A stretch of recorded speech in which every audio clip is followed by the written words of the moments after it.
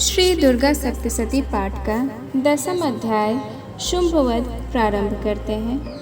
ध्यान। मैं मस्तक पर अर्धचंद्र धारण करने वाली शिव शक्ति स्वरूपा भगवती कामेश्वरी का हृदय में चिंतन करती हूँ। वे तपाए हुए स्वर्ण के समान सुंदर है। सूर्य, चंद्रमा और अग्नि, ये ही तीन उनके नेत्र हैं तथा वे अपने मनोहर हाथों में धनुष, बाण, अंकुश, पास और शूल धारण किए हुए हैं। ऋषि कहते हैं, राजन, अपने प्राणों के समान प्यारे भाई निशुंभ को मारा गया देख तथा सारी सेना का संहार होता जान शुंभ ने कुपित होकर कहा, दुष्ट दुर्गे, तू बल के अभिमान में आकर झूठ मूठ का घमंड न दिखा। तू बड़ी माननी बनी बैठी है ना, किंतु दूसरी स्त्रियों के बल का सहारा लेकर लड़ती है। देवी बोली, ओ दुष्ट, मैं अकेली ही हूँ। इस संसार में मेरे सिवा दूसरी कौन है? देखिए, मेरी ही विभूतियाँ हैं, अतः मुझ में ही प्रवेश कर रही हैं। तदंतर ब्राह्मणी आदि समस्त देवियाँ अंबिका देवी के शरीर में लीन हो गई। उस समय केवल अंबिका देवी ही रह गई। देवी बोली, मैं अपनी ऐश्वर्य शक्ति से अनेक रूपों में यहाँ उपस्थित हुई थी। उन सब रूपों को मैंने समेट लिया। अब अकेले ही युद्ध में खड़ी हूँ, तू भी स्थिर हो जा।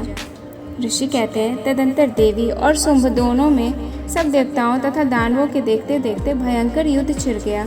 वानों की वर्षा तथा तीखे शस्त्रों एवं दारुण अस्त्रों के प्रहार के कारण उन दोनों का युद्ध सब लोगों के लिए बड़ा भयानक प्रतीत हुआ। उस समय अंबिका देवी ने जो सैकड़ों दिव्य अस्त्र छोड़े, उन्हें दैत्यराज शुंभ ने उनके निवारण अस्त्रों द्वारा काट डाला। इसी प्रकार शुंभ ने भी जो दिव्य अस्त्र चलाए, उन्हें परमेश्वरी ने भयंकर हुंकार शब्द के उच्चारण आदि द्वारा खिलवाड़ में ही नष्ट कर डाला। तब असुर ने सैकड़ों बाणों से देवी को आच्छादित कर दिया। यह देख क्रोध में भरी हुई उन देवी ने बाण मारकर उसका धनुष काट डाला। धनुष कट जाने पर भी दैत्यराज शक्ति हाथ में ली, किंतु देवी ने चक्र से उसके हाथ की शक्ति को भी काट गिराया।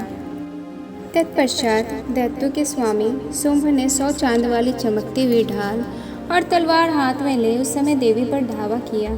उसके आते ही चंडिका ने अपने धनुष से छोड़े हुए तीखे बाणों द्वारा उसकी सूर्य किरणों के समान उज्ज्वल ढाल और तलवार को तुरंत ही काट दिया।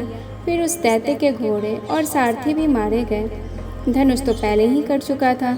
अब उसने अंबिका को मारने के लिए उद्यत हो भयंकर मुदगर हाथ में लिया।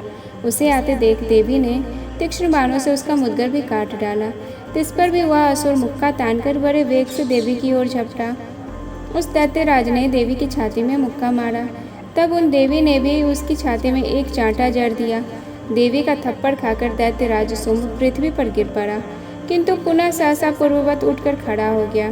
फिर वह उछला और देवी को ऊपर ले जाकर आकाश में खड़ा हो गया। तब चंडिका आकाश में भी बिना किसी आधार के ही शुंभ के साथ युद्ध करने लगी। उस समय दैत्य और चंडिका आकाश में एक दूसरे से लड़ने लगे। उनका वह युद्ध पहले ही सिद्ध और मुनियों को विस्मय में डालने वाला हुआ। फिर अंबिका ने शुंभ के साथ बहुत देर तक युद्ध करने के पश्चात उसे उठाकर घुमाया और पृथ्वी पर पटक दिया। पटके जाने पर भी पृथ्वी पर आने के बाद वह दुष्ट आत्मा दैत्य पुनः चंडिका का वध करने के लिए उनकी ओर बड़े वेग से दौड़ा। तब समस्त दैत्यों के राजा शुंभ को अपनी ओर आते देख देवी ने त्रिशूल से उसकी छाती छेद कर उसे पृथ्वी पर गिरा दिया। देवी के शूल की धार से घायल होने पर उसके प्राण पखेरु उड़ गए और वह समुद्रों, द्वीपों तथा पर्वतों सहित समूची पृथ्वी को कंपाता हुआ भूमि पर गिर पड़ा।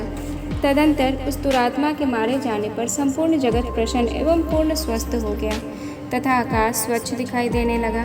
पहले जो उत्पात सूचक मेघ और उल्कापात होते थे, वे सब शांत हो गए तथा उस दैत्य के मारे जाने पर नदियाँ भी ठीक मार्ग से बहने लगी।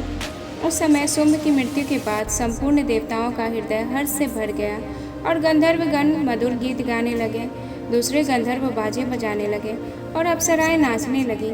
पवित्र वायु बहने लगी। सूर्य की प्रभा उत्तम हो गई। अग्निशाला की बुझी हुई आग अपने आप प्रज्वलित हो उठी तथा संपूर्ण दिशाओं के भयंकर शब्द शांत हो गए। इस प्रकार श्री मार्कंडेय पुराण में सार्वजनिक मंतव्य की कथा के अंतर्गत देवी महात्म्य में शुंभवध नामक 10वां अध्याय संपूर्ण हुआ। तो प्रेम से बोलिए जय माता दी।